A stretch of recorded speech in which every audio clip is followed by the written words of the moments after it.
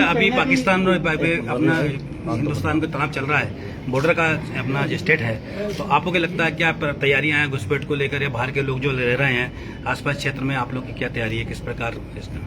देखिए, गृह मंत्रालय से जो हमें निर्देश प्राप्त हुए ऑपरेशन सिंदूर के क्रम में, उसमें यही था कि हम लोग पुलिस विजिबिलिटी को ज्यादा से ज्यादा बढ़ाएं, साथ ही साथ हमारे जितने वाइटल इंस्टॉलेशंस हैं उनकी सिक्योरिटी थ्रेट का एक असेसमेंट कर लिया जाए।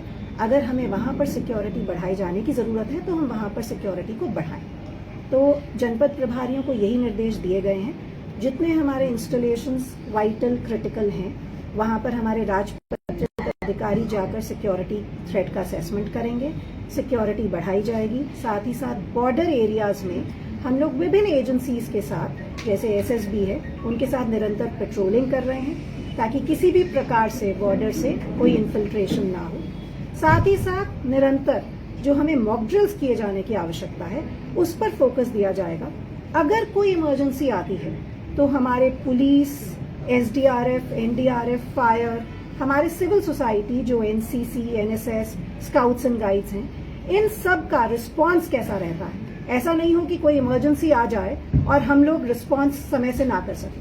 उस रिस्पांस को चेक करने के लिए अब हम जनपदों में मॉक ड्रिल्स करेंगे। साथ ही साथ पब्लिक को ये अवेयर होना चाहिए कि इन मॉक ड्रिल्स के कारण कोई पैनिक ना हो। ये मॉक ड्रिल्स हैं तैयारी के लिए, ताकि हम गवर्नमेंट एजेंसीज सब अपना रिस्पांस अच्छे से कर सकें और साथ साथ पब्लिक भी जाने कि किस प्रकार से ऐसी इमरजेंसी में उनको रिस्पॉन्ड करना है। कि महिला संबंधी जितने हमारे अपराध हैं ये चिंता का विषय है, निरंतर इसमें वृद्धि भी हो रही है और अच्छी बात ये भी है कि पुलिस इनको रजिस्टर भी कर रही है, इसलिए भी इसमें हम देख रहे हैं कि वृद्धि दिखती है। इसमें मैं जब एनालिसिस कर रही थी महिला संबंधी अपराधों में, तो दो चीजें सामने आ रही हैं। एक, सोशल मीडिया का अनरिस्ट्रिक्टेड एक्सेस जो हमारे बच्चों तक हो रहा है, उसके कारण आपके कांटेक्ट में कौन स्ट्रेंजर आ रहा है, आप किसके संपर्क में आने के बाद उनसे मिलने जा रहे हैं। इस प्रकार हमारे बच्चे, हमारे बच्चियां, इनके ऊपर निरंतर मॉनिटरिंग करने की जिम्मेदारी कहीं ना कहीं अभिभावकों की भी रहनी चाहिए। तो मेरा अनुरोध रहेगा पहले पेरेंट्स से कि आप लोग अपने बच्चों के सोशल मीडिया का जितना एक्सेस है उस पर कुछ मॉनिटरिंग रखें, जिससे कि अपराध ही कारित ना हो। वो सोशल मीडिया के बारे में अवेयर हों कि इसका यूज किस प्रकार से किया जाना है, क्या इसके दुष्प्रभाव हो सकते हैं। स्कूल्स और टीचर्स निरंतर उनको इस बारे में अवगत कराएं। उसके पश्चात जब अपराध हो जाता है तो पुलिस का रोल आता है। तो हम लोग के प्रयास यही रहेगा कि अगर हमारे पास ऐसी कोई भी शिकायत महिला संबंधी अपराधों की आती है तो तत्काल कार्रवाई की जाए उसमें। और साथ ही साथ हम जस्टिस डिलीवरी सिस्टम की जब बात करते हैं तो पुलिस इस जस्टिस डिलीवरी सिस्टम का एक अंग है, एक विंग है। हमारे साथ साथ प्रोसिक्यूशन है, हमारे साथ माननीय न्यायालय हैं, जिनसे जब केस का पूरा कन्विक्शन होता है तो उसके बाद ही न्याय पीड़िता को या विक्टिम्स की फैमिलीज को मिलता है। तो एक प्रयास ये रहेगा हमारा कि हम अपनी विवेचना गुणवत्ता पूर्वक करें। साथ ही साथ जब हम चार्जशीट करें ट्रायल के दौरान केसेस में, हम केस ऑफिसर्स को लगाएं जो प्रभावी पैरवी करें।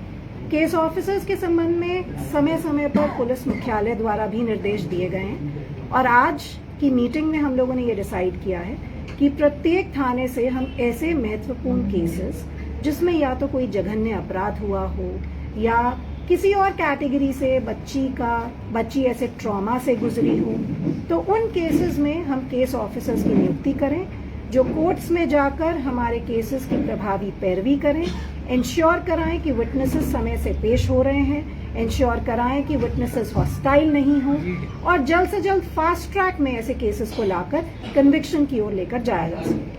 तो हमारा प्रयास रहेगा केस ऑफिसर्स के थ्रू हम एक्चुअल जस्टिस जो है वो पीड़िता तक पहुंचा सकें। इसके साथ साथ मैं कहना चाहूंगी जो दूसरी समस्या है वो है हमारी ड्रग्स की समस्या। बहुत रैम्पेंट समस्या है। इस समस्या में सप्लाई साइड पर हमारी जनपद की पुलिस अच्छा कार्य कर रही है। जितने हमारे कुरियर्स हैं, स्मगल करते हैं ड्रग्स, उनकी धरपकड़ निरंतर की जा रही है।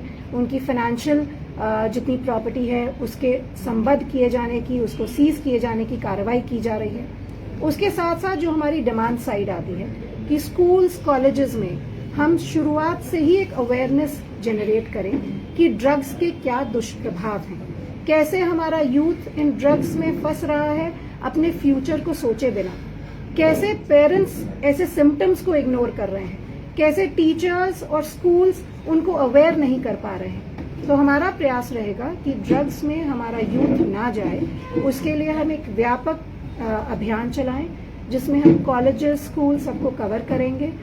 जितने हमारे एंटी ड्रग क्लब्स कॉलेजेस और स्कूल्स में बने हैं उनसे निरंतर समन्वय स्थापित करेंगे कि अगर वहां पर कोई शिकायत आ रही हो तो हम तक पुलिस तक वो शिकायत पहुंचाएं। ये नहीं सोचें कि पुलिस केस ही रजिस्टर करेगी, पुलिस काउंसिल भी करेगी और काउंसलिंग के लिए हम प्रभावी एक्सपर्ट एक्सपीरियंस्ड जो काउंसलर्स हमारे विभिन्न विभागों के हैं या प्राइवेट हैं उनके साथ समन्वय स्थापित करेंगे। तो एक प्रयास रहेगा कि हम आगे वाली जनरेशन को नशे से मुक्त कर सकें, जो माननीय मुख्यमंत्री जी के निर्देश हैं एक ड्रग्स फ्री देवभूमि बनाने के, उस ओर हम अपनी तरफ से जो भी प्रयास कर सकते हैं वो हम प्रयास करेंगे। और समस्त थाना प्रभारियों को यही निर्देश दिया गया है कि चाहे ड्रग्स हो, चाहे महिला संबंधी अपराध हो, चाहे कोई भी शिकायत हो जो हमारे थाने तक शिकायत करता पहुंचा है, तो उसकी शिकायतों की जांच समयबद्ध तरीके से की जाए। ऐसा नहीं हो कि हम इन जांचों को ही बहुत टाइम तक लंबित रखें जिससे कोई और क्राइम कमिट हो जाए। तो ये मेन हमारा फोकस आज की मीटिंग में रहा है। और उसके साथ साथ हमारी जो आज पूरी बैठक रिव्यू हुई काशीपुर सेक्टर के समस्त आईओज के साथ, हमने ये भी देखा कि हमारा इन्वेस्टिगेशन एक पार्ट है, उसके साथ साथ हमारा एफएसएल आता है। तो एफएसएल से भी किस प्रकार हम निरंतर समन्वय रखें जिससे हमारे केसेस को प्रायोरिटी पर लेकर एफएसएल रिपोर्ट्स हमें मिल सके। तो ये एक समन्वय है जो हमें विभिन्न अन्य विंग्स के साथ बनाकर चलना होगा जिससे कि हम एक अच्छा जस्टिस डिलीवरी कर सकें।